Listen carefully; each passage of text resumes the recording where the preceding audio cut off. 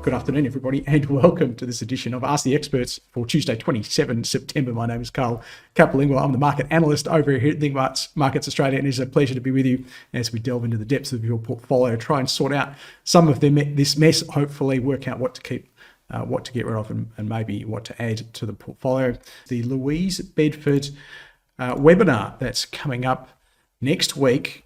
It'll be on Thursday, 6th of October at 12 p.m. Louise is going to be running that one, and I'm going to be hosting, and it's going to be an absolutely must-see event. So she'll take you through exactly what you need to have in a trading plan, why have a trading plan at all, and really investigate this idea of whether we should think about our investing as a buy and hold approach. I think if anything, the current market has taught us that buy and hold, I'm going to call it, is dead, and there are better ways to do it. So which markets should you be trading at any point in time? Avoid the biggest mistakes traders make, and so much more. The registration link is there, thinkmarkets.com/au. Learn to trade webinars. It's a bit of a long one, but that shouldn't be too hard to find. Let us head to the chart screen. Just pure coincidence, we've got iron ore on there. There's no ulterior motives there. Let me head down to where we've got questions coming in. First one is LIN. I'll get to it after a quick comment on iron ore because it's on screen. Long-term downtrend, short-term downtrend. There's nothing in there to suggest that those trends can't continue to go to the downside. This big candle here, this big reversal candle. So there was some buying coming in, or what was there? Some property market news, some sort of stimulus. I can't even remember. And then look, it faded away, and then we've seen a resumption of the downtrend from there. So that's a pretty good indication. Supply's pretty much set to the downside. Look, 85 is probably the demand point. If I could say something, just squint your eyes bullish, maybe the momentum to the downside is starting to diminish. If anything, this is probably more of a slightly down to sideways bet. I don't think it's going to crash. I certainly can't see any reason why it would rocket up anytime soon. So extrapolate that out for your BHPs, your Rios, your Fortescues, etc.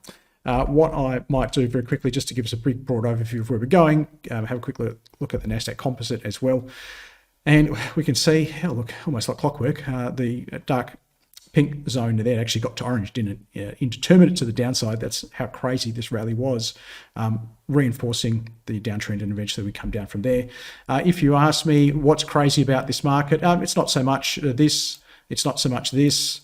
The craziest thing about this whole thing was this, which I didn't believe at all.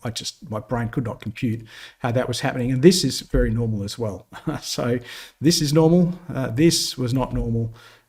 Let's see where we go from here. 10,565 is probably going to be a demand point. We have had a decent sell-off, so some sort of rally would not be a surprise at all. The bear markets do not go down in a straight line. We're still in a bear market, make no mistake.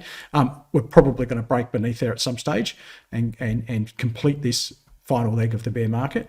But I would not be surprised to see a really crazy rally again, short covering, bottom fishing, all these sorts of things. But the big broader macro themes, I think, are unchanged and should drive stocks lower in the medium term. Now, in the longer term, stocks will bounce, make no mistake, and there'll be another bull market. But I think in the medium term, you want to remain cautious. It's the same thing I've been saying for a very long time, in keeping with the we might get a little bit of a bounce from here theme. 6407, obviously the key level, but I could be wrong. We might not get a bounce at all, and we might just cut straight through that thing and go to the next level and the next level and the next level. Looking at the weekly chart, 6248 is probably a level, and then we're going to be in the sixes for this next leg down. But maybe we're getting close to oversold. So a 1-2 day bounce, a week bounce is probably not unreasonable, or should not be unexpected. Let's have a look at the first one from you today. Barry's got LIN, Lindian Resources, still looks amazing. That's the weekly chart, by the way. So let's head to the daily chart, which looks fine. No complaints here. There's a little bit of supply coming in. I'm pretty sure I have the latest update. I'll update it another 12 minutes when the next one comes in. Look, obviously, there's a little bit of a shadow here. That's not ideal, but I think it's very, very minor. We're going to see a bunch of big black candles at the top of trends just like this today, no doubt. In fact, the next one that's been asked for will show us a big black candle, but it's not here. So I think if you're on this one, Barry, I can't see any reason why you wouldn't hold it. I know those black candles in this environment can just appear out of nowhere. It's frustrating, but I think we still have to trust the trend, don't we? Because without the trend, we are lost. And this idea that, well, I'm going to get out because maybe there's a big black candle coming around the corner, I just think you could miss out on the 1 or 2 stocks that continue to go up in this bear market, because they will exist. Yeah, there's a little bit of supply in here, so just keep an eye on that one. Maybe Barry, but I think it's fine. I've got no objections to hanging on to this one if you're on it. If you don't have it, could I buy it? I can't see any major reasons why you wouldn't buy it. There's nothing really all that sinister in here to suggest that you shouldn't. So not today. Today's candle's not great, but if you start to see some nice white candles pop back in sort of in that area as the long-term sort of uptrend zone continues to creep up. So, you know, the candles I like to see, it's going to look something like this one here. Quite possibly, it won't be that color. It'll be looking something like this, more likely. Then, you know, absolutely happy to go for a buy on that one. For now, probably just keep an eye on it. Let's go to the next one. I promised it would have a big black candle. I know it's a very popular one here. Whitehaven Coal.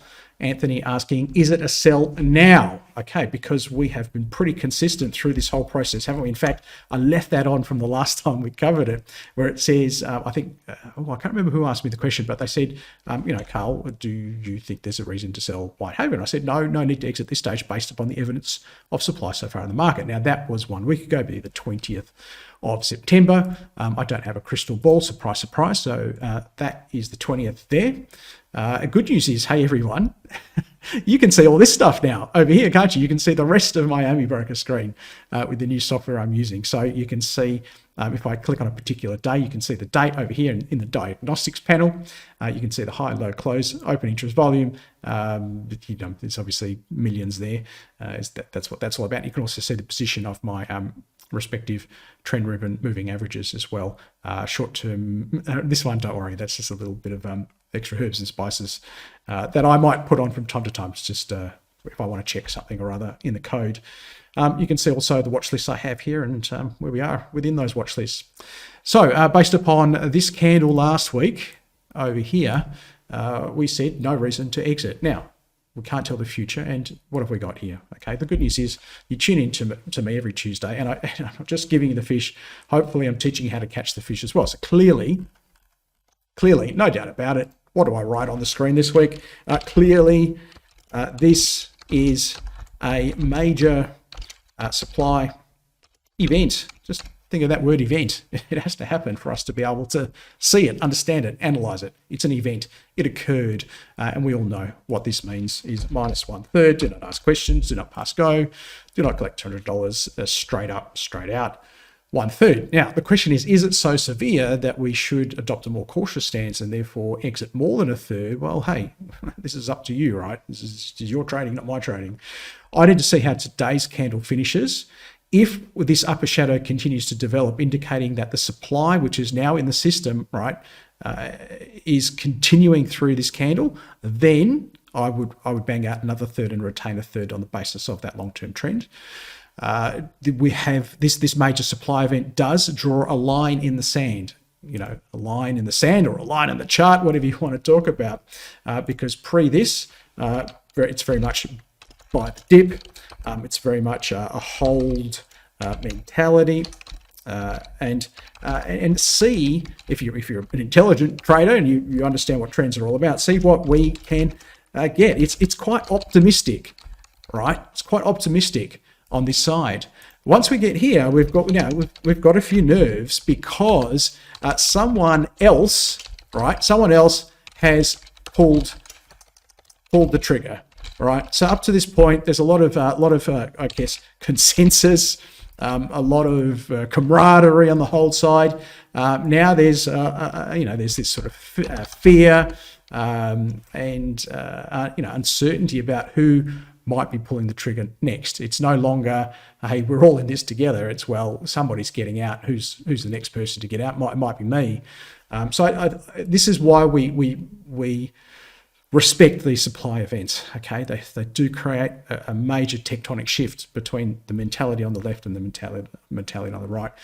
We don't necessarily get out our entire position. Why? Because the reason that created this trend is still very much in place.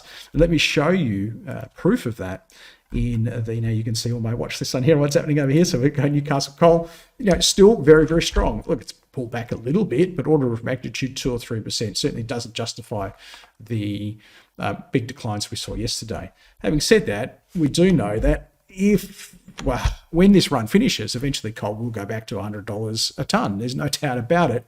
And these stocks, and I've mentioned this to you many times before, these stocks eventually will crash. This is absolutely a lock. Our job on the way up is to do all this stuff and do this stuff until we get a reason not to do it. Okay, and I think that's where we are. If this, and we're going to get another update in 6 minutes now, if this becomes a black candle, it's a lock for me to knock out the next third, I should say, not the next third, not the last third. And there is a possibility that we end up buying Whitehaven Coal back after the right candle's occurring. It might even be around here or something, or it might be around here, but we're not going to hang around with our full position to see where that might be. So I think that's a very sensible approach on that one. Hopefully that answers your question, Anthony. And I'm sure many of you are already a step ahead of me because you know what these signals mean now, and you're probably already acting upon them in the market. This one's from Algis. Algis is looking for comments on car sales. Let us go back to our default Zoom and say that it doesn't look fantastic. I mean, look, it was very encouraging through here. We had this short-term uptrend. We had so many white candles. It was so impressive through here. Unfortunately, we just got to a point where it just could not withstand the barrage from the rest of the market. So as good as it looked, and here's the thing, is where we get to, we probably even called it a buy around this time. And on the basis of this stock and this chart in isolation, look, to be fair, it was. I mean, there's no doubt about it. But this is where you have to understand market risk. And I reckon from about here, I would say, is where the market started to really sell off. So you can see 1st of September. Let's go to the ASX 200 and check out from the 1st of September is right there. The market started to get belted. Okay, so we shouldn't be surprised that Carsales got belted as well. Okay. So this is where our risk management comes into it and saying, look, we're going to have, and I've said this to you for many months and many times, we're going to have significantly elevated cash levels right now. Okay, cash levels. And I've been not just saying this today because the market's going down. I've been saying this to you for months. Why have I been saying this to you for months? Because of this. Because it's been so obvious that the trend's been changing. I mean, how long? Oh, at least probably somewhere around here, right? I told you the bull market in US stocks was over back in January. I told you that. So this definition of significantly elevated cash levels, what does it mean? I mean, for me, an environment like this, 80%, I think cash is not unreasonable. And that might surprise a few people because, most fund managers, they might have as much as 10 or 15% cash in the worst case scenario, but that is because they have to be invested all the time. You don't have to be invested. Well, what do we do with the 20% invested? We are trying to target, even car sales right here. So, car sales right here it could be part of the 20% invested. But it's a very small part of your overall, and we're really trying to find the best charts to be long. And you think about how hard it is right now.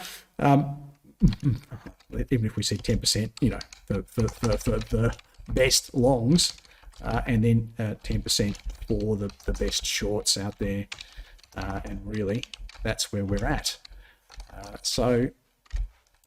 The point I'm trying to make here is if you got tagged by car sales because, it did look good, it really should have been within the context of this portfolio management kind of system, okay? And we're 80% cash because the trends on the index are so horrifically down, and that's why the cash is so high. And then, what you've got left over is sort of targeting longs and shorts. So, look, it didn't turn out this way, but you got tagged on a small part of it. Buy, hold, sell on car sales. It's not a buy. I don't think it's a buy here. A couple of decent candles, sure. These are decent candles. These are decent. It's fine, but this is I'm not interested based upon that and the broader market. I just, if you want a decent chart, go back to sort of Lindian, that sort of thing. It's just impervious. We know from this day the market collapsed, and look at Lindian, really had no effect on that one. What I can do for you, Aldous, I know I'm got a little bit off topic there, but just trying to set the scene for where we are in portfolio management and how you should approach not finding stocks. Everybody wants to know what stocks to buy. Well, so what? Far more important than that is, well, how do I allocate capital at any time, and what is the split between cash and invested? So I typed in ALG for Algis. So that's Ardent Leisure. Let's go. It's your namesake there on the market, Algis. Carsales. Okay, so what we're looking at here is you can't see it. So what you can't see also is this. Change the screen, Carl, because the last couple of times I keep forgetting to change the screen and do that so you can see it. I won't forget today. Carsales on my Thomson Reuters Refinitiv Icon valuation tool. So Thomson Reuters is the company. Refinitiv Icon is a product, and this spreadsheet is one that I've manipulated. So they supply a spreadsheet through their platform and packaging, and then I've put my own formulas and stuff in it. But basically, it gives me the forecast numbers.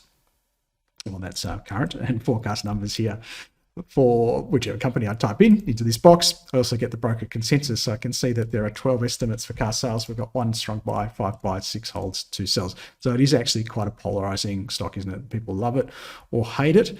Whatever they do, their price target is 24.03, which is 20% above the current share price. Okay, but that's based upon yesterday's close, so that could be slightly dynamic.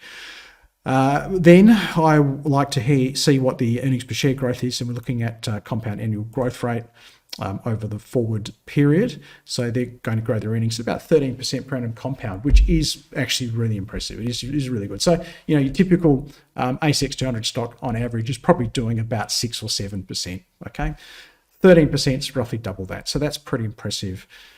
Now we need to get the right PE. So what's the sort of hurdle rate? How high do we hold their earnings to account, or lack thereof?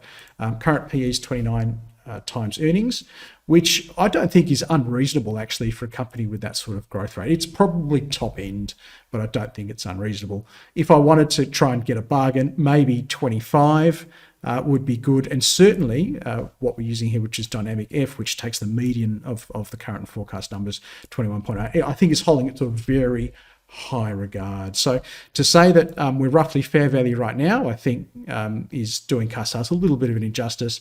I think for that sort of growth, even if I went, I could probably go 20, 25, but yeah, it's probably getting to the top end. So I would say Carsales here is fair value to cheap.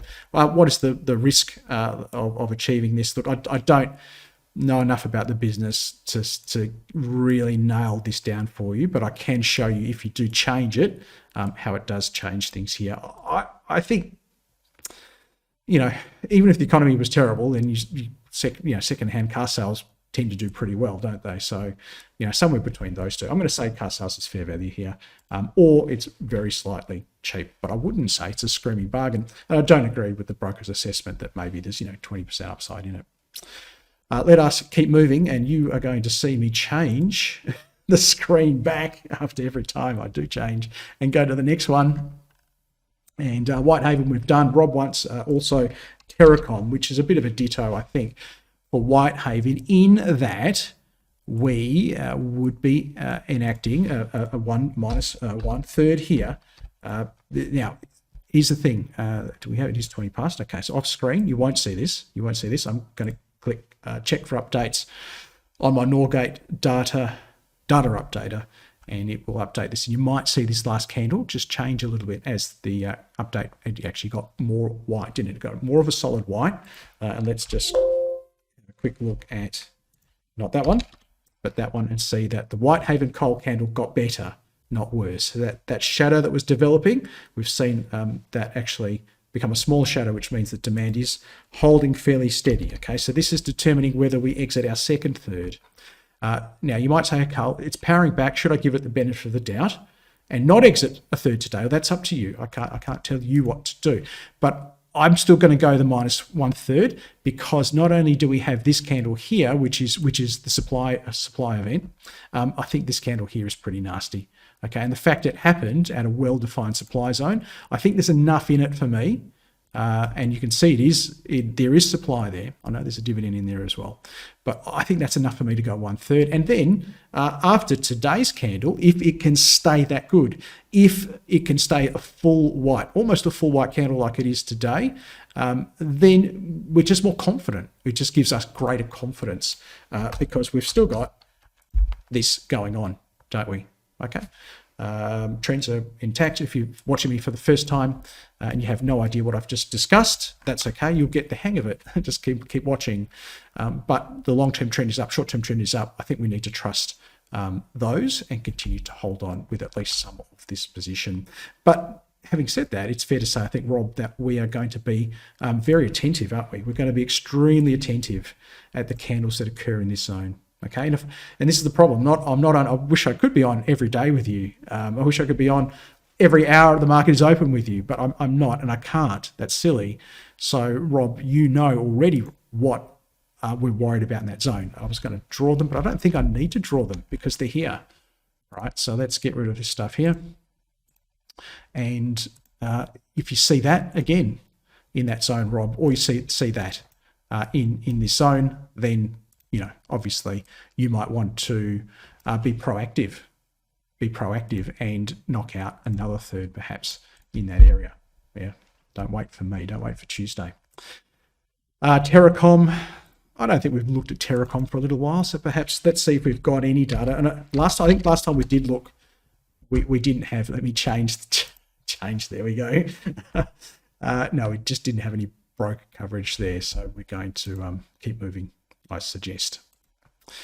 Let us go to Paladin. This one's from Daniel. Daniel saying, hey, Carl, wouldn't mind a look at Paladin. It was looking strong, but could just be outside factors affecting the price for now rather than uranium sentiment. It's got nothing to do with uranium sentiment. And I'm a uranium bull, like many of you probably are, but I'm also a realist, and I've been watching uranium stocks long enough to know that this is the norm. This is not unusual. This is the norm. And not to get too excited when they go up, because those rallies don't tend to last very long. It's just market. The market, you cannot live, your thinking cannot live in a vacuum. Here you are thinking uranium's going to be the big thing and everybody's starting to talk about it. But if the rest of the market gets belted, your uranium stock's going to go down as well. And it's pulled back to the long-term support zone. Buy, hold, or sell. I don't know. Your guess is as good as mine. Let's go hold. Eventually, the uranium thing will happen, won't it? And you want to be involved. Hold. It's not a buy. Would I buy it here? No, I can't see any reason to buy that at all. But they have, they have green lighted the restart there at Langer Heinrich. So hopefully, some stock-based, some positive factors there continue to influence the share price. But until then, broader market sentiment is the key. Your stock doesn't live in a vacuum. Let's have a look at the uranium price. It did get going, didn't it? And part of this enthusiasm did power those uranium stocks, 20, 30, 40%. But we have pulled back since then. It's still in trend. I don't think there's anything too sinister there to panic about, Daniel. From King, g'day Carl, g'day King. A view on ATA. I have not heard of ATA. It's not ringing any bells. But it looks okay. I think it looks pretty solid. We've got a nice short-term uptrend. We don't have a long-term trend yet, King, because it just hasn't been around long enough. So it's supposed to be one of those new floats. I must admit, I don't know what they do. I'm guessing probably uranium hopeful, perhaps, because the share price has done pretty well compared to the rest of the market. Would I buy it here? No, I can't buy it here. There's nothing really knocking my socks off in terms of the candles, because that's a bit nasty, isn't it? That one there, and that one there, and that one there, and that's not great. And then that one there, and that one there. These obviously holding it up, and we get stuck in the middle. So look, if you know the story really well, and you're asking for, does the chart back up the story? Look, the chart's okay. I'm happy to go hold, but there's not enough in it to call it a buy. What could upgrade it to a buy? Well, we want to see some stuff like this. You see just how sketchy this chart is. They're very sketchy charts. They're very liquid. But if you were to see some of that stuff going on here, then I can see certainly a path to upgrading that to a buy. Okay. Next, I won't do the fundamentals on that because I'm pretty sure we won't have any broker coverage, so we'll keep moving. Next one is for Fiona, that's SOL. Now, this one, I was a bit, what was the right word? I don't know, I just felt it was just a very benign chart. So, it was very neutral. And I think we said, well, if you like the coal story, go for New Hope instead. And I think, to be fair, that's probably been a pretty good call. However, Sol Pattinson is starting to do some stuff I like on the chart, Fiona. I think maybe this is, well, not maybe, I think after that decline, I think it's looking better. It's looking better now. And it's quite interesting to see that, this pullback on New Hope actually hasn't negatively impacted Sol Pattinson. So maybe markets thinking that, despite an expected pullback in coal, Sol is still pretty cheap. By the way, we might as well comment on New Hope whilst it's on screen. I don't think you can discuss Sol without New Hope as well. And I'm the same, so I'm going to go ditto on these. These are minus 1/3. And I don't think I've said that for a very long time, if ever, on many of these. So the fact I'm calling it now, I think, is a pretty big deal. And I don't think you can ignore these moves. And today's shadow is not great. So we've seen Whitehaven and Terracom actually do a bit better today, and New Haven's candle is starting to confirm this supply zone. If this closes all the way back down, so that white body becomes flat, so just a dash there, or becomes black, I'd actually do this. I wouldn't muck around, and I'd go another third. And that goes for Whitehaven and Terracom because the market's still trading. We don't know where that candle end is going to be. We don't have a crystal ball. Back to SOL. Interesting, isn't it? So here I am teetering on banging out a second third on New Hope, and then I'm going to say something like, well, Sol looks pretty decent. I like this little pattern here. This candle is still live, so, please, I don't know, take it with a pinch, right? Live candles, we won't know till the end of the day. But if it stays here, then this is looking pretty good. I like this. This is what I call the motive candle. It gets things moving. We pull back. Why? Because the rest of the market's lousy. But we hold. We hold this trend zone really well, and we get a nice follow through here. I think demand is building. And, I think if we can close above this long-term trend zone, there's probably a bit in this. What's a bit, though? What's a bit? Supply zone up here. I think it's pretty clear. I'm going to draw it that big because that's the size of that candle. So in terms of reward to risk, whilst it's doing some good stuff, I think we're going to get at some point in this analysis to where we say, could you be bothered? Could you be bothered? And I think if you've got it, hold it, because I think, you'll get a better price to potentially exit. Maybe that's the strategy down the track. But I'm not sure if I'm a buy, and that might be famous last words. I'm just not sure if I'm a buy in this environment. But hey, it looks very good. It's a very warm one. I wouldn't say it's hot, but it's very warm. I can't remember. Did we value this one? Let's have a quick look. SOL. Yes, you're going to see it pop up. I've got my sign going. Don't worry about that. Okay, so retrieving the data for SOL. Come on. There we go. Good. Okay. Now, that is impossible. Something is wrong with the Refinitiv icon. Surely we one broker covering it. Okay, we need to take this data with a pinch, okay? Because these forecast numbers, there's only one person. If we've got 12 people covering, then, law of averages suggests that somebody's going to be on the right track. But for what it's worth, that one broker who's covering has a buy on it, 16.6% upside. Don't worry about this too much yet because we need to make sure everything lines up. And it's actually got a July FY end, very interesting. And we're going to go risk level. Look, I don't think it's low. I think there's a lot of cyclical businesses within Sol Pattinson. We're not going to get. We have minus 65% earnings growth, and this is kind of. There you go. So they are this broker is still calling it a buy, mind you, but saying that EPS is going to significantly decline. And this is my problem because I don't think it's going to be any 4 cents in 2026, but that would be an absolute disaster. So maybe let's keep moving. Look, I get earnings are going to cycle because we're going over a cyclical bump, but that looks a bit weird to me. So I'm not sure about that. let's leave it. That's why we're getting some crazy numbers here. So anyway, not everything's going to work out on these because I don't make the estimates, the brokers do. Let's head back to this one and do BOE. Might as well do a little bit of a tour around the uranium sector if you like, Matthew, because that might head off a few of the other questions. I think it looks okay. You know, ditto for what I said on Paladin. This is not about uranium per se. This is about broader market moves. And again, just be careful. Your stock doesn't operate in a vacuum. It's probably a hold on the basis of a long-term trend. But yeah, this idea that the big breakout is coming, I think, you know, put that on ice for a very, very long time. Notice the pause I gave between the two varies. This uranium thing is not going to happen quickly. If it happens, it'll happen very slowly. And that's why you often get the ability to sell some of these rallies and then buy them back, you know, 10, 15% cheaper. This was the supply zone. When did I draw this? These boxes, I drew them weeks and weeks ago. I drew them before they got into those zones, to be fair. I drew these boxes well before the price got anywhere near those boxes. And what you need to do in those boxes, Matthew, is watch out for the candles. And I tell you what, that is a cracker for sell. And then followed up by this is about as strong a signal as you can get that the market is not suffering these, right? It's not suffering these any longer.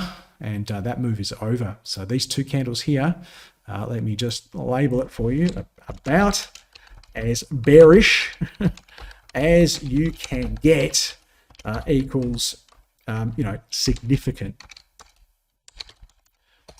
supply, or really excess. There's always supply, isn't there? There's always supply, excess of supply in the system. Okay, so if I'm not here on Tuesday and you see those, especially when they occur in a supply zone, really take some heed. And then you can see just this feeble bounce here, two candle feeble bounce, and then just continuing lower peaks and lower troughs. I mean, so many opportunities here to sell. Now that it's at support, I can go hold. It's not a buy. BOE, look, we could. I mean, they're not going to have earnings anytime soon, but I know there is broker coverage, so I know I've got some absolute uranium faithfuls in here. So let's have a look. And let me go back here. There we go. And this is just, I'm not going to spend any time making evaluation because they'll, like I say, EPS negative forever. But no, look, these five brokers, not too bad, five brokers are predicting that we're going to get our maiden profit actually in FY24. So that's interesting because we're in FY23, so financial year after this one. In FY25, we're making some decent earnings. I won't value it because there's still so much that needs to occur before we get there. And then Boss Energy, just for your reference, this will be in the recording. You can go back, press pause, and take a longer look at some of these. And we are expecting our maiden profit again, well, this year on Boss. Okay, there you go. That's sooner than I expected, and actually a very decent ramp up, isn't it? 130% per annum compound growth. From there, we have four estimates on this one. One that's strong buy, three holds their average price target, 326 being 38% above the current market price. There's the charts, and we'll go on to the next one. From King, quick query, how long will the session with Louise run? The Louise Bedford webinar will go for about an hour or so. She'll talk for 45 minutes and we'll do some Q&A. What stocks or sectors are looking good to short or long right now? That's a $1 million question, isn't it, Anthony? To answer that, I haven't done my scan today. It's too early in the day, really, for me to do my scan. I'll start to do this around about 3 p.m. Sydney time as we get into market close. But I will run that. You can see there the short scan. Typically, I'll run my short scan on the ASX 200 because you think about the Think Markets platform, which looks like, it's supposed to look like that, but it's gone. There it is. Think Trader, there it is. So on here, we can, for example, search for, I don't know, so Breville Group is one that I called a short fairly recently. And, you know, there's the chart there. And, you know, you can short about the top 200 on Think Trader. So just so you know, and if I head back to here now, there we go, getting the hang of it.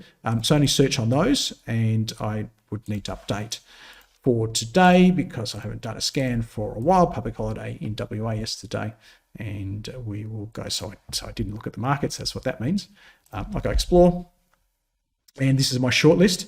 And then I go in here, make sure this list is empty. So you're getting a bit of an insight into what I do behind the scenes to create those Twitter lists that I put up. I used to put them up every day, but since the market went rubbish, I deliberately have withheld them. So I erase that list, and then I go add all results to the watch list. And there's my scan results. And then I start here, I go here, I go here, I go here. It's pretty neat. You can see everything I'm doing now. And there you go. I'll start to scan through, and that looks terrible. I put that out on the trade a couple of weeks ago for a short. So that's going very well. There's Abacus Property Group, looks terrible. That's a short right there. You asked me a question, what would I short? That looks pretty terrible. I think that looks pretty terrible. I would be shorting that on a rally. I think we might get a little rally into maybe 1720, but I'd be looking for the right candles or the wrong candles, depending on whether you want to go long or short in there. And then I would look at AMP. I think that's fine. I wouldn't short that one. APA looks pretty terrible, but potentially coming back to a bit of demand. So that wouldn't get too high on my short list because it might bounce off there because we want things to go down as fast as possible. That looks terrible. I mean, property trust, right? I think that's pretty bad. Boral is terrible. So anything I say is terrible, you can probably short it, right? I think that looks terrible. I think that's terrible. Terrible. I'm going to go terrible on that one. I'm going to go really terrible, extremely terrible, terrible, horrifically terrible, ho-hum, terrible, terrible, terrible, terrible, ho-hum, terrible, geez, horrifically terrible, terrible. I put that out a couple of weeks ago on the trade. If you took those shorts, you would, they're down 10, 15%. That's a profit now, isn't it? I think you can short that. I think you can short that. I think you can short that. I think you can short that. We're only up to the G's. Are you getting the, this is the thing about bear markets, everyone. Everybody goes, oh, woe is me. It's a bear market. Wait a second. In a bear market, everything goes down, or just about. That means bear markets aren't hard. Bear markets are easy. Okay, we're up to IFL, everyone. And you're going, hey, Carl, I didn't know I could get short. Well, that's not my fault. That's your fault. Okay, so to answer your question, Anthony, there's that. Obviously, no point going through the whole list. We don't have time. And then I go to long scan. I click open. And typically here I go to market. So I want to get every stock because I can buy anything. I can only short pretty much the top 200, but I can buy anything. I've got the right dates, and I go explore. Just for what did I just do there? I want to do that, erase that one because I want to put this new list in there. And as I shortlist, I'll show you how I shortlist in a second. Make sure that shortlist is empty. So there's still a bunch of potential longs out there. Okay, I'm not saying you're going to buy all of these, but we're going to look at them. So we go right click, add all results to shortlist, scan results, sorry, and we go in here, and we go here, and then I start at the top, and that's that's a bit it's not terrible. Hey, this is, you guys ask me about stocks like this all the time, and you know what I'm going to say. It's not bad. Actually, it's not bad. Actually, it's not bad at all. It's actually pretty good. I don't know if I'd buy it though. But geez, I like today's candle, and I like the uptrend. I like the white candles. Like there's a bunch of white candles in here, and it is testing that long-term downtrend. You know what? This looks really interesting. I reckon I could buy a little bit. So you don't have to buy everything, buy your whole position. I mean, remember what we said? We said if we are 80% cash right now, and this is where I think people need to be, and we've got 10% allocated to longs in the best trends, right? And we've got 10% allocated to shorts. We've got plenty of those in the best trends. And I don't know, you might be 15, 10, whatever. All right. Maybe this gets a little cheeky little allocation here. That's supposed to be 1/3. Okay, but that's only the first one on the list. I'm not going to just jump out on my platform, right? I'm not going to go boom, boom, boom, 29 metals. It's only the first one I've looked at on my short list. So I need to look at the rest of them. That's ho-hum.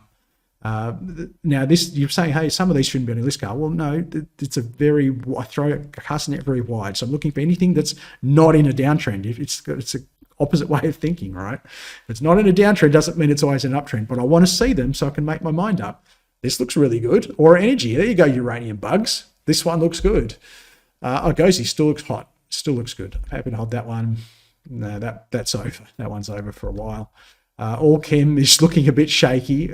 It's looking very shaky. Just going to go a hold on that one. But, at least they're not on the list of shorts, are they? That looks super interesting. AMA Group as a punt, all right? Maybe that gets a cheeky 1/3. But what we're doing, so here's how we go. So we go, I can go watch list. I go add selected symbol. I'm just go down, enter, right? And as I go along, so maybe 29M, that would have, I would have gone down, enter. So as you see, I'm building, as I scan through my scan results, I'm building up. Where did we get to? Maybe about there. You can see we've done some scratching, so that one is a pass, that's a pass, and you can see how quickly I can get through a list. This is literally how fast I would go, because I know what my brain's looking for. There's that Sol Pattinson thing, Brickworks, not terrible. I don't think I'm a buy. And this is where I tend to have to delete all of our scratchings on Tuesdays, not Boss Energy, even though it's not too bad. That looks interesting. So bang, I go right click, watch list, add selected symbols, boom, down, next one in the list. No, not bad, but no. No, not bad, right? But no. Whoa, not much I can do about that though. It's a mile away from my light green zone, but you can see my system picks it up, right? It picks it up. So anything that does go up gets picked up here. And this is where I was tweeting these lists on Twitter. But like I said, I'm just pulling back now because the market's too tricky. I don't want to put stuff out there that people are going to get tagged on. I'm skipping through all of these. That looks good. Okay, right click. And we won't know what we're going to trade or add our, about 10% allocation we have to longs right now in our portfolio until we get to the end of the list, right? Look, not bad. Go hold on that one. This looks interesting. Today's candle probably needs a bit more work, but it's definitely one I'm going to keep on my watch list. So go there. We're up to the eyes, and I could keep going, but I won't. That looks pretty good. That's Lindian. There you go. That's the one we talked about before. So gives you a bit of an insight into, I guess, some of my methodology. Maybe it could be your methodology down the track.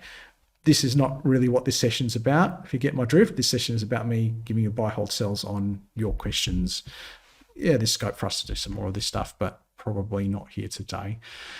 So that's answering Anthony's question, which was, hey, Carl, let's cut this BS of us asking you questions. Why don't you just tell us what we should buy and sell? CXO from Chris. Core Lithium. Oh, it's not in this list. That's why the computer just screamed at me, because it's not in the short list. There we go. I got it. Look, and again, I would have said, let's get rid of some of this stuff. I would have said this was the best looking thing right here on the market, no doubt. Right on the market. Right there. Amazing. It's, I'm going to go, I was going to say 10 out of 10, but I'm going to go 9 out of 10. Right? 9 out of 10 solid. So within the context of, I just want you to understand when you come and chat with me on Tuesdays, it's not just buy, hold, sell. Within the context of this, right, which I've been, hey, everybody, and go check my tweets, go check every media appearance. You have to have huge cash levels and have 10% longs best, and I call them, bottom left, top right charts, right? And then we have this for shorts, best, top left, bottom right charts, okay? So within the context, Chris, of this thinking, which has not changed for me for such a long time, here, this would have been absolutely bang on. I wouldn't have even gone 1/3. I would have gone a full position on this. It looks so good. What happened next? The market crapped out. Okay, so did Core. Would I buy, hold, or sell it now? Well, you had plenty of opportunity, to be fair. You don't have to wait for me, Chris, because you know that right there is, well, we got it wrong. And you say, hey, Carl, wait a minute. I only just, I got in, what's this day here? This day here, this is the 13th. I don't know, whatever. Let's say it's a Tuesday. Tuesday, Wednesday, Thursday, right? And this is for the open on Friday. Hey, Carl, I only got in on Tuesday. Why am I getting out on Friday? Well, because the market told you to. That's your answer. And then I think it kind of told you to, again, here, this candle. So look at this candle here, that candle there, and then that candle there. And really, I reckon you could have done another -3 here, if not 2/3. but certainly there, and it's not, I can't see any reason to own it now. Hey, Carl, that doesn't make any sense. I only just bought it Tuesday last week. Okay, well, why are you thinking? Okay, when has thinking with respect to your investments ever helped you out? Just do what the market tells you to do. It's always talking to you, and you just have to listen. Are you listening? There you go. Let's keep moving. Core. Oh, look, Chris. I know I'm being flippant. CXO. Let's have a look for you over here. Let me change this. There we go. Change the screen. 2 estimates and not a lot of data there. So let's keep moving. Change the screen back. Hi, Carl. Can you please have a look at Ragusa Minerals? I sure can. This one is for Anthony. It looks amazing. Hey, what is the market telling you here? Absolute hold. Could I buy? I would have preferred buying it sort of near this zone. But having said that, look, I think it's a solid hold. This shadow's starting to creep in. Just for people who don't have it, I'm guessing Anthony's probably got it, right? So he's happy days. He's making money. If you haven't got it, I'm just watching that shadow. Look, if it closes with a full white candle, then absolutely, there's no reason why you can't buy it. Having said that, it's just a bit of a ways away from here. I like to get things around here with the right candles. And if I don't get them, I don't get them. You know, that's that whole process of shortlisting, isn't it? Shortlisting, finding the right one. That one looks very good. And apparently they're next door to CXO, says Anthony. This one is from Mohammed. Hi, Carl. Can you have a look at XTE, which last time I looked fantastic. Oh, it still looks fantastic. So this is great. Now, let me go back to the default zoom.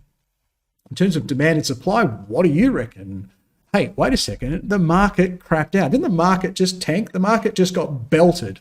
Panic, fear, people running for the exits. Did they run for the exits here? No, they didn't. They don't care. This is great. This is fantastic. Would I buy it? I've no objections to buying it now, okay? Famous last words. I can't see the future, but based upon what I can see in demand and supply and what the market is telling me, investors here are not worried.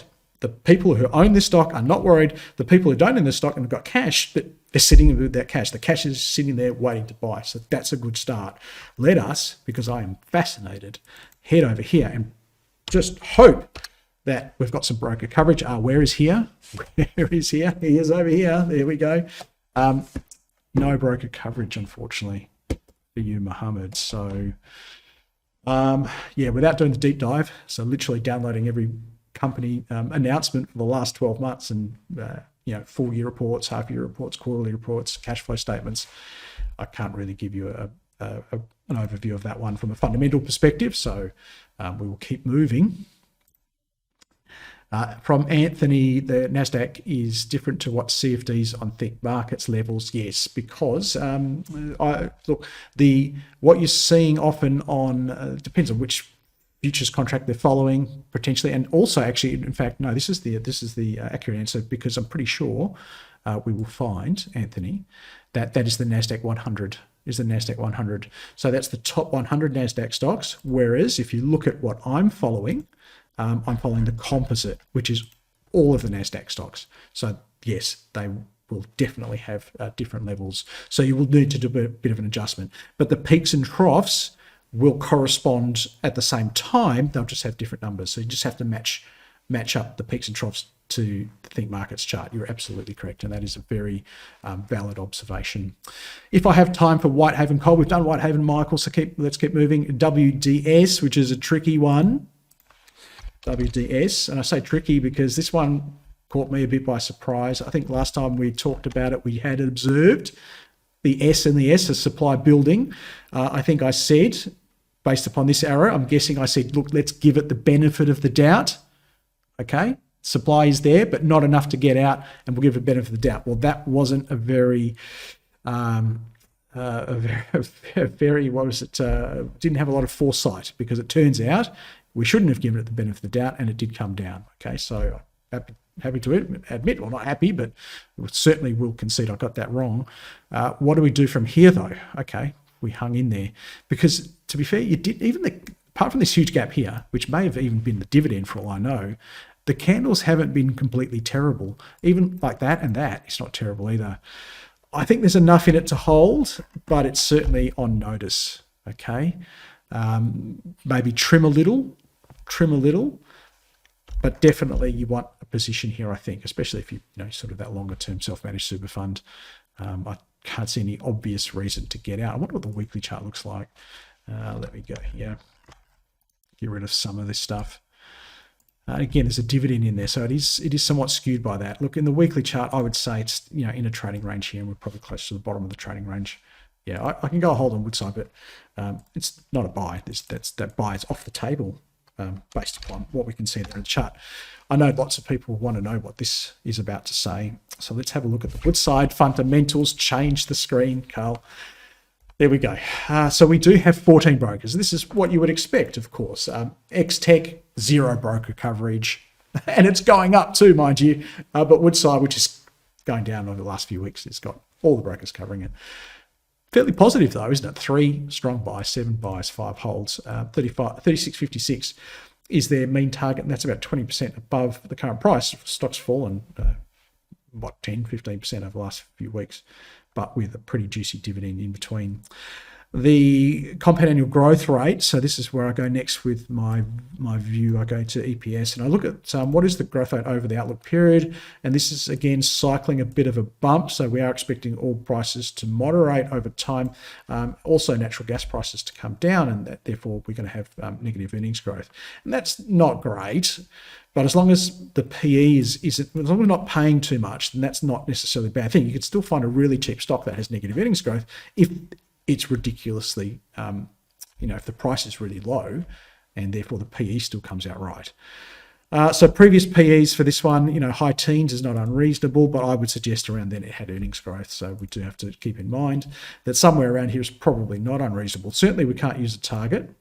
I would use that target of 25 because it's just not applicable. And moderate risk, well, I think there's I think I'm actually going to go low because these are so bearish. It probably will get those lower numbers and then make that right. But it's still saying, even with a P, we see that's probably too low. I think 11. So 11 is harsher than the current 13. But it's kind of paying homage to that and that. I wonder if we need to get rid of 49, so we can't do the all average, but something like that would be a 9. Let's and again, I know I'm trying to figure this out for you, but the 10. All right, let me do this. I know I'm trying to bounce. I'm kind of bouncing around here, which is not what you want. You want an absolute confident, this is what it should be. Well, when I've got something somewhere between 50 and 6, I apologize for not being able to give you the exact answer, if you get my drift, all right? I can't give you the exact answer. There's such a huge skew. And I don't really want to go much higher than that. So I'm going to say Woodside is not the cheapest stock right now, based upon my valuation. Hey, the brokers are using different numbers. They'll be going, well, probably let's go historical, right? Let's go historical PEs. Okay, starting to look a bit cheaper. Let's go all PEs. And then we get fair value and dynamic 13, maybe 13, maybe 13's the number, That's where it is right now, isn't it? It's kind of respecting all of those, isn't it? I'm going to go Woodside fair value, but I cannot see it being a bargain here. I just have to rule that out.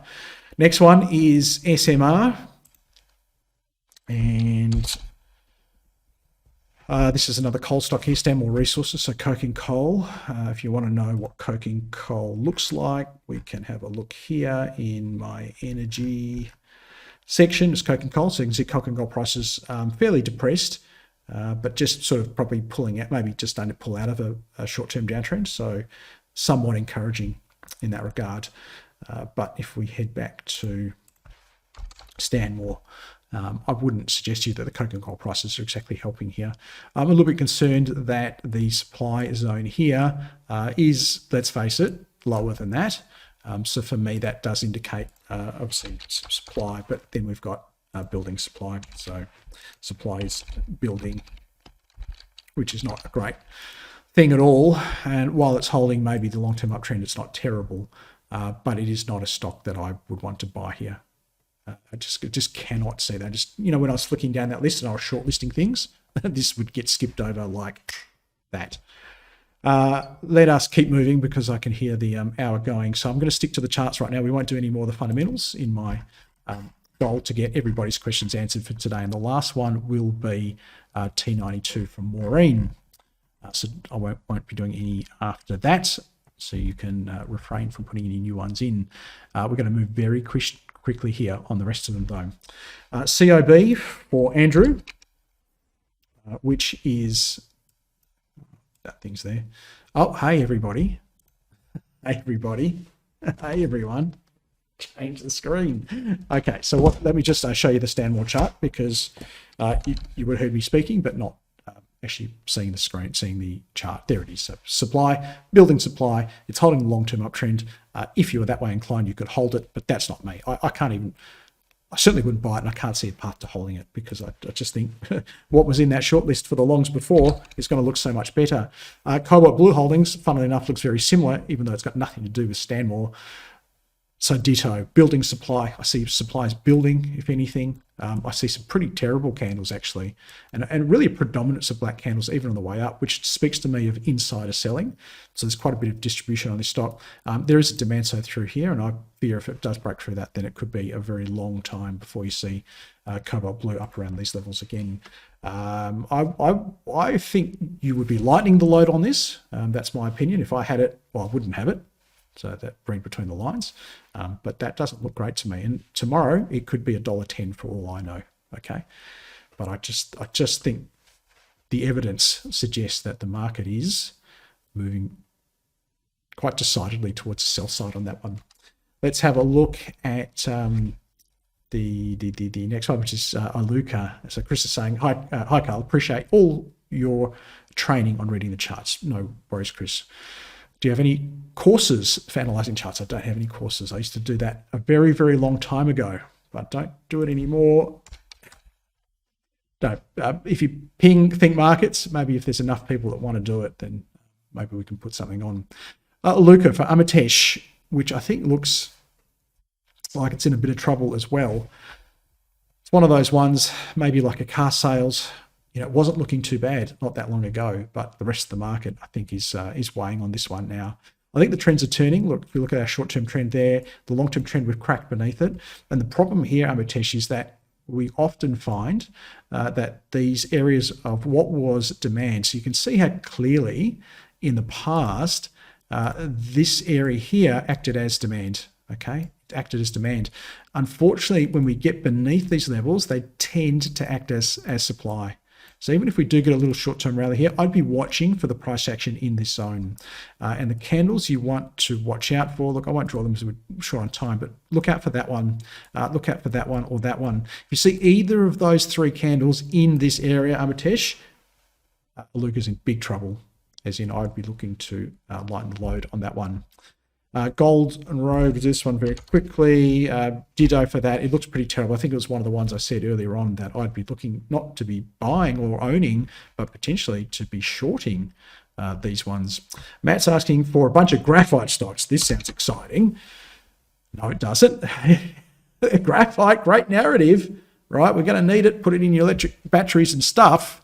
But is there an investment case? And if there was an investment case, the market would be falling over themselves to buy this stuff, not for later, but to buy it now. And I'm just not seeing the fingerprints of demand on screen. It doesn't look terrible either, but it's not a screaming buy. It's one of those ones I think, unfortunately, looked pretty good here, didn't it? And then just sentiment got to it. If you know enough about the story and you like it, maybe you can hold on to it, but it's just not something that's getting me excited. Unfortunately, neither is this one. Today's candle is encouraging. Yesterday's candle is a wipeout. That's horrific. That is species ending. So for it to do this, that's encouraging. We're going to get another update in 17 minutes, so watch that live candle. If it closes here or above, Matt, then I think you can hold it. Otherwise, I'm concerned about that one as well. SYR, again, another one which I would have said just a couple of weeks ago, looked amazing through here, but some of this battery stuff, it just got too hot. It's just unraveling. Oh, I don't know. What do I do? What do I do with this one? Buy, hold, or sell? It goes from looking good to not looking good in a few candles. I just think when some of these things which were so hot, that the final group, you get that feeling of coal, like coal was it. Like when that final group, and graphite was okay, some lithium was okay, when that final group finally starts to go down, then that's when you're in a real bear market. I wish I could give you a more definitive answer on that. I don't know, Matt. I'm sorry. I mean, I could tell you lies and say, hey, this is what you should do, but I just don't think the charts are there. The charts aren't so clear cut. This one's pretty clear cut. Having said that, there's no supply here. In fact, there's quite a bit of, there's no demand here. There's quite a bit of supply. The trend never really got broken. So that just as I can't see a reason to own this one, but of those three, Sierra would be the pick. Tough. DMP, what do I think about Domino's? Well, Shivneet, I told you 2 or 3 weeks ago that I still think it's a sell, and I still think it's a sell today. And the logic suggests, hey, Carl, you told me to sell it was around about 70. Now it's closer to 50. Surely it's much cheaper now. Surely it's much cheaper. Shouldn't I buy it? No. This is not how the market works. It still looks terrible. And I could be wrong. It could be $70 next week, but I just think balance of probability suggests you've got to stick with the trends there. And when will it change? Well, you need some really big white candles, something like that. But even then, how long did that last? That just lasted a day. But it will be candles like that with some volume. Like I think that we haven't talked about volume today, have we? But if you can get these types of candles with some decent volume, that's when you can take a speculative punt on it. But I just think it looks more of the same from here. So I'm still a seller on Domino's. It's one of the better shorts that I've put out recently. ICT looks amazing. I did shortlist that before, and I have tipped this. I've tipped this a few times in shortlists a couple of weeks ago, I think, Adam. So hopefully you got on based upon that. That would make me feel good and stick with it because it looks absolutely amazing. I think I talked about this on Ausbiz. I think I put this on Ausbiz a little while ago. It looks great. From Jen, love the sign. Not sure what that means.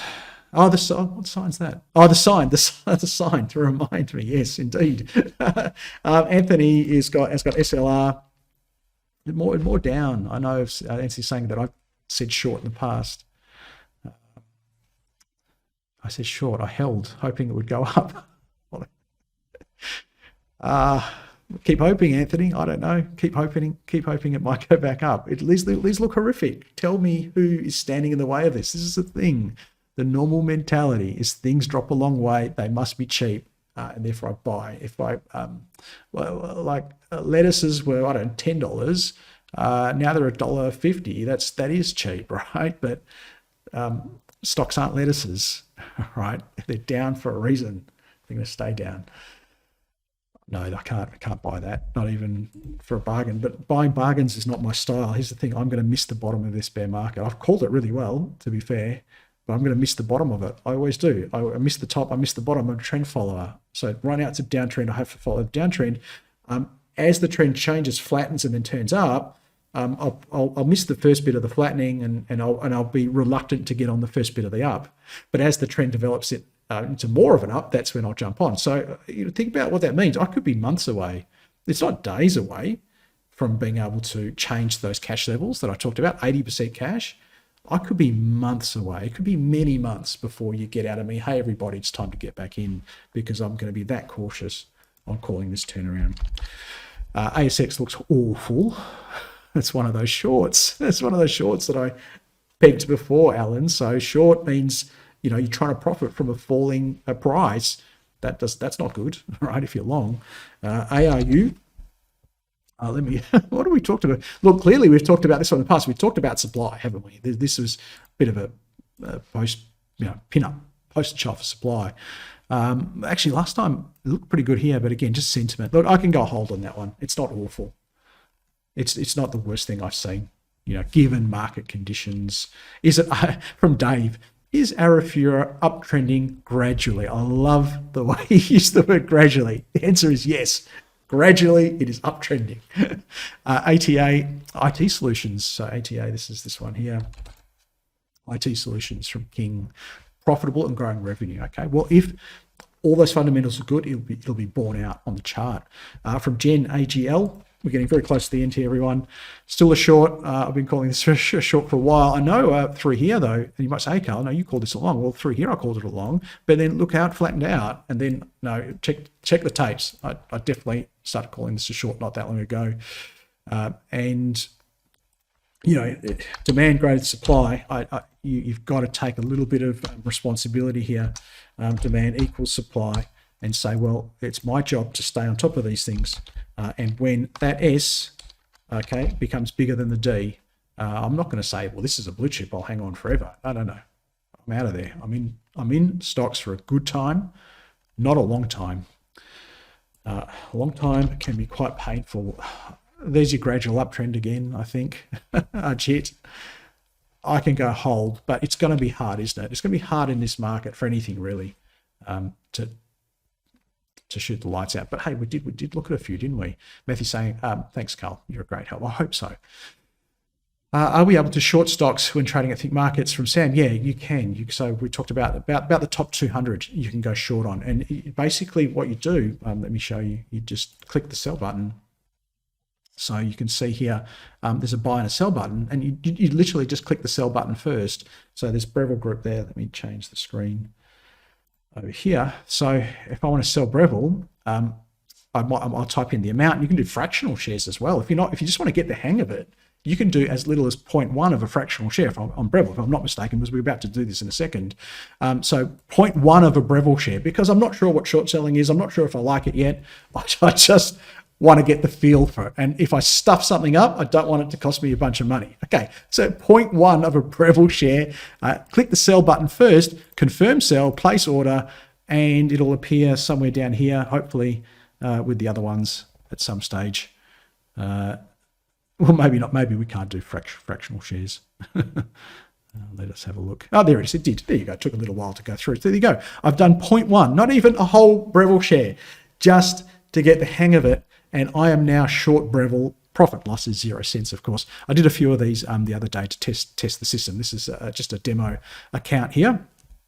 And I just wanted to make sure, because they were adding the ASX shares to the demo account.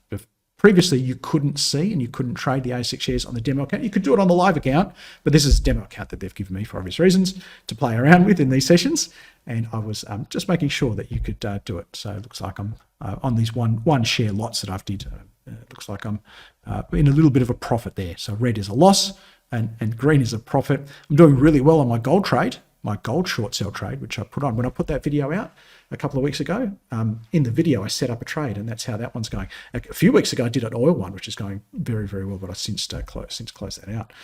Okay, we are digressing, but yes, go check out that platform. It is really good. Maureen, as I said, would be the last person today with T92, and I'm pretty sure this is a new spin-off, so I won't get anything really to talk about here, Maureen, on the technicals. So this one is another Athabasca Basin uranium play. So look, without enough data, there's not really much I can say, but keep an eye on it. It's, to be fair, it's held up really well, hasn't it? Given the rest of the market carnage, but hey, that's 40 to 33 cents. So there won't be any broker coverage, so I won't be able to give you fundamentals. Okay, we are at the end of our time allotment. So let me go over to here and remind you that I'll be back next Tuesday, because a lot of people watch me in the recording and they don't know how to join. So come and join me. There's the link. Head to that link and click register, and you can join me live and ask me questions as well. If you, now watch this, how good there I am. If you are not a client of Think Markets, you should be, because you can trade shares for your self-managed super fund alongside those CFDs on gold, oil, all that stuff I talked about before. And you can go long and short as well to hedge your self-managed super fund. If you're trading for your shares for your super fund, then $8 flat rate. CHESS sponsored, very important if you do have a super fund. You don't want to be pooled with everybody else. You want to own your own shares. If you want to trade CFDs on FX, so Great British Pound is very popular at the moment. Commodities like gold and oil, futures like the Nasdaq 100 we saw earlier on, crypto and shares, we do that as well. Obviously, market leading spreads and commission free on shares. How about that? So that Breville trade, I can do the 0.1 because on you go with many other brokers, they're going to charge you $8, $10 to do that trade in commissions. You can really test really small amounts to get the hang of it, commission free. And I think that is such a wonderful thing, especially for traders, new traders coming in. And it's, we're not just some obscure, fly by night operation. We are been around for many, many years. We have offices all around the world. The Australian one being in Melbourne, of course, and we are regulated in each of those jurisdictions as well. So one of the heaviest, most regulated brokers you are going to come across.